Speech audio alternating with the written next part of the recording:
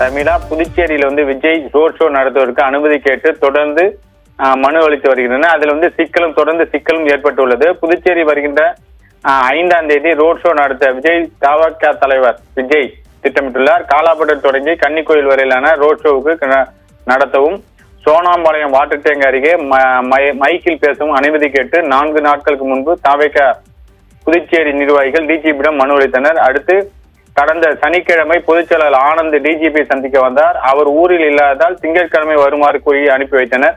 இந்த நிலையில் இன்று மதியம் டிஜிபி அலுவலகத்திற்கு வந்த ஆனந்திடம் டிஜிபி ஊரில் இல்லாததால் ஐஜி சந்தித்து விஜய் ரோட் ஷோவுக்கு அனுமதி தருமாறு வலியுறுத்தினார். டிஜிபி ஐஜி ஊரில் இல்லை, அவர்களை நாளை வருவார்கள், நாளை வந்தவுடன் வாருங்கள் என்று கூறி அனுப்பி வைத்தனர். இதனைத் தொடர்ந்து வெளியே வந்த ஆனந்த் கேட்டதற்கு நிச்சயம் அனுமதி கிடைக்கும் என்று கூறினார். கரூரில் நடந்த துயர சம்பவத்திற்கு பிறகு தமிழகத்தில் ரோட் ஷோ நடத்த இதுவரை அனுமதி வழங்கப்படவில்லை. சென்னை உயர்நீதிமன்றம் ரோட் ஷோ நடத்தவும் வழிகாட்டுதல் நெறிமுறைகளை தாக்கல் செய்யுமாறு தமிழக அரசுக்கு உத்தரவிட்டிருந்தது. அரசியல் கட்சிகள் தங்கள் கட்சியினர் பரிந்துரைகளை வலியுறுத்தும்படி, அதாவது அவங்களுடைய ஆலோசனை வழங்கும்படியும் நீதிமன்றம் அறிவுறுத்தியிருந்தது. இதன்படி தமிழக அரசின் வழிகாட்டுதல் அரசியல் கட்சிகள் பரிந்துரைகளை நீதிமன்றத்தில் சமர்ப்பிக்கப்பட்டுள்ளது. நீதிமன்றங்கள் வழக்கை தேதி குறிப்பிடாமல் ஒத்திவைத்துள்ளது.